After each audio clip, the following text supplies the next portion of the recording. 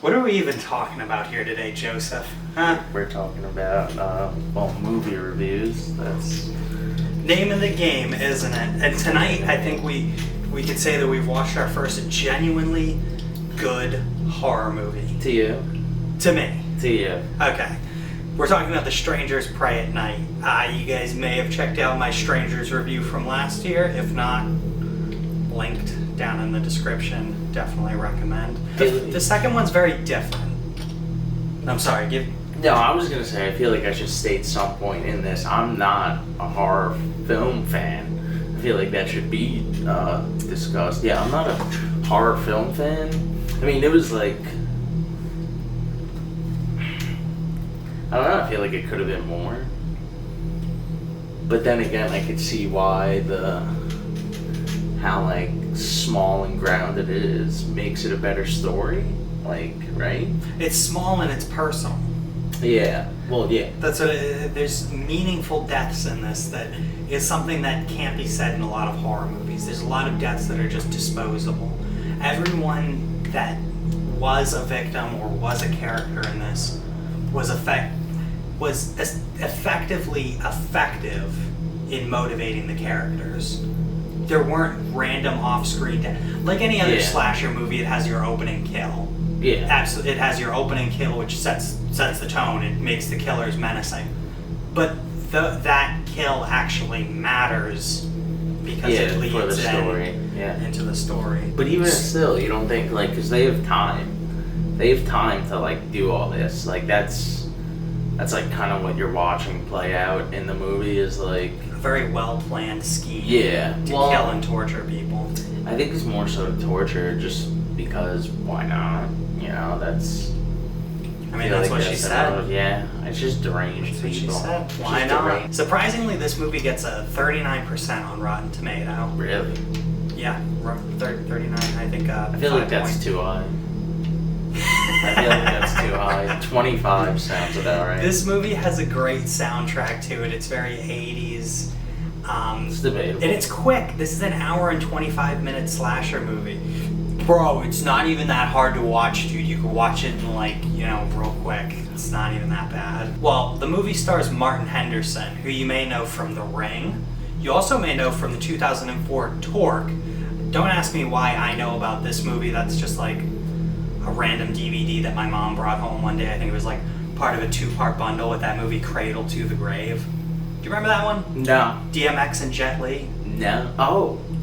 Yeah, I think so. Actually. You know that? And Dragon, isn't it? Dragon? Dragon? I don't know. It's Dragon, but it's... help me. But yeah, and we have Bailey Madison in it as well, who you may know from like everything that's not horror related. Yeah. I remembered her from... I was trying to figure out what it was. Yeah. The North Pole. Other Once Upon a Time is a show that my mom watches, so that's one that I noticed. Bridge to Terabithia. And Bridge to Terabithia was the one that I had genuinely watched, which was a real bummer, but I don't remember her character being much of a bummer. No. It was kind of the I don't even male remember character. her character. She was the male character's sister, little sister. Oh, Josh Hutcherson. Yeah. Is that his name? Yeah, that's his name. He's the same kid that was in Journey to the Center of the Earth with Brendan Fraser. Yeah, absolutely. That was fun Brendan movie. Fraser. Fun movie. movie. Mommy, great. I thought about watching that Mummy with Tom Cruise. Terrible. Is it terrible? Terrible. I saw that We on can there. review that right now. And I saw Terrible. that third Mummy with Jet Li.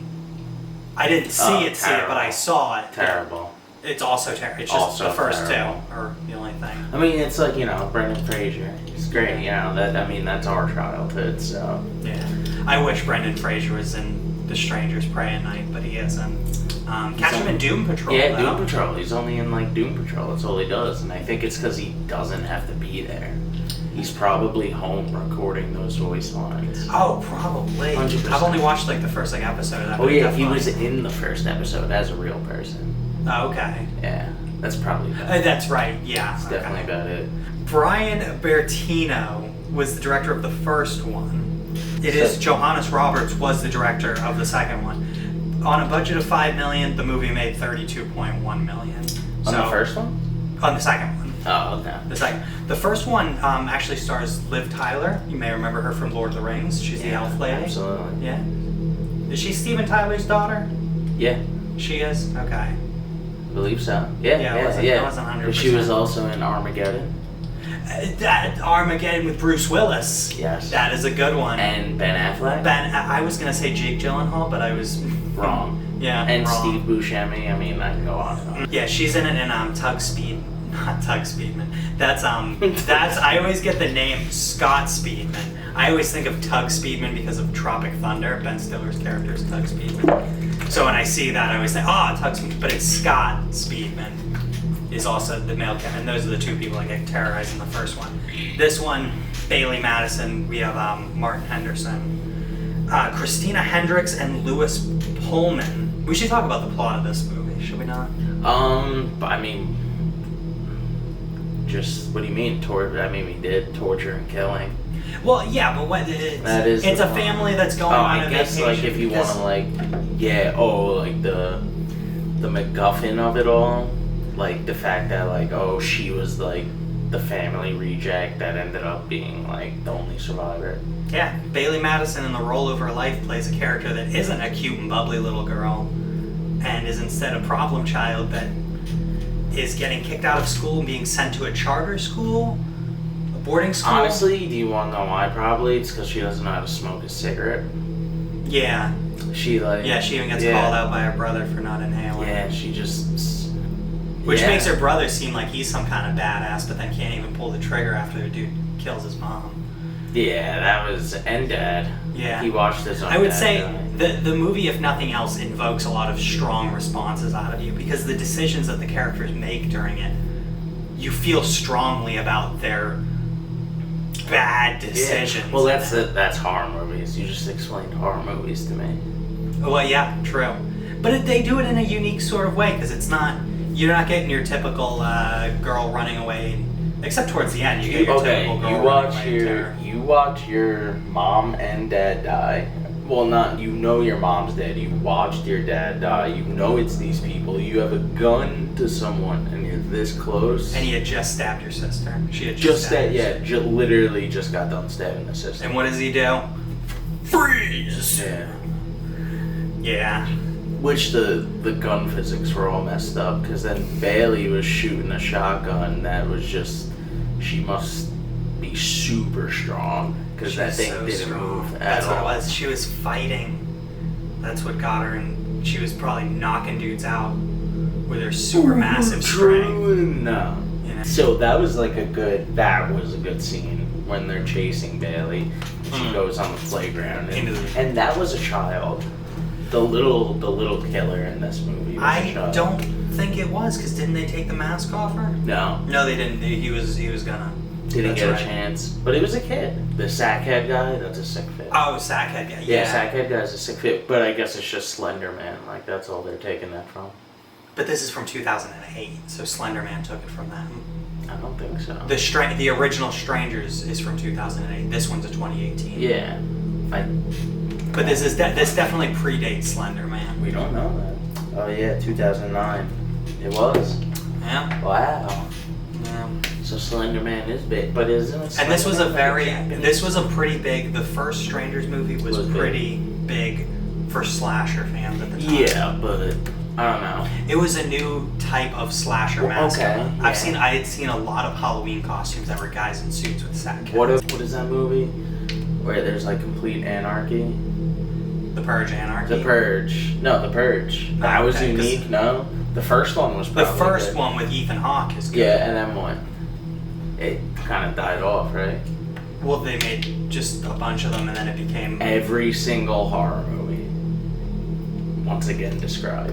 Jason, Freddy, Michael, it all starts with a really good one, and then Friday the 13th Part 8 is a fun one. Fun one. They're all fun. They're all fucking fun. What do you want from 80s horror films? For me to go, that would knock my socks off.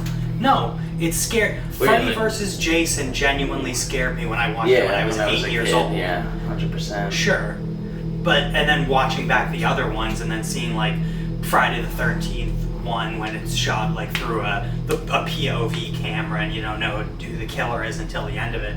That one wasn't nearly as scary. It was like, oh, okay, this isn't that bad. There was good camera work. And, yes, a lot of really there was fun, interesting shots and like great like focuses on peril, zoom in, zoom outs, dolly work is definitely. Yeah, which usually, in the craft, that's like a pretty amateur thing, like doing that. But it was actually like it was a really good technique used for that. Well, yeah, because it seems like it's like comes across as tacky to do it too much. Exactly. But it was done in moments where it seemed natural, very like natural, super natural. It's a lot of like you want to focus on this character and it's or personal. you feel like you're backing away to kind of like assess the situation and it pans out. Yeah. So it does do justice on that. Mm-hmm. One of the big similarity between this one and the other one is that it creates a world that seems to be just run and designed by these killers. It just seems that like there's no other contact in the outside world and they're just isolated to this little land of premeditated murder. See, I got the feeling that they're just serial killers. Hmm. Because like there's a point where the father gets into an accident and he's basically dying from the car crash, and Slender Man basically goes in the car just to finish him off and like look him in the eyes as he's doing it. That's serial killer-esque. Like they want to see the life fade. Oh, absolutely. So they're just. But it's not to say that they don't create this environment where they can't escape anyway. Yeah, but they create the environment that. Yeah, but they like that. Yeah. It's like they create a giant sandbox for them to play in. Yes, but that's also like a well thought out. Like, it wasn't by mistake that they were like that location. Oh no, it definitely implies that there's a lot of planning and preparation that goes into it. Because like at some points, like that does happen. Like the rest of the houses could have just been vacation homes, and they just so happen to live in theirs, and they were the only ones around in the season. Yeah, what would you give this one on the spooky ghost scale, Joe? See, we didn't do a spooky ghost scale last one. Yeah, we're inconsistent. Okay, so out of what, 10? We going out of 5 spooky ghosts. 5 spooky ghosts? It's out of 5 spooky ghosts. I think, didn't I give Deep Blue 3.9? No. You gave the movie that we did prior to that. Vampire. A Vampire's Kiss, you gave it 3.9. Yeah. I'm gonna have to go with 2.7. 2.7? I'm gonna have to go with 2.7. Okay. Fair. Yeah, because we're doing an out of 5. Yeah, and it's not overtly, like, it's not a groundbreaking slasher film. It's just fun. It was good, yeah. It's a fun hour and 25 minutes. I'd give it 3.2. Yeah, like, if you're definitely watching that, like, you got a girl over, like, that's a good movie to throw on. Because it is like, you're like, whoa, like, this is getting creepy and creepy. But it's also fun. So if you have a quirky goth girlfriend, she would probably like this. Or you are a necrophiliac and your girlfriend's dead, you would as well like this. Probably, yeah. Yes.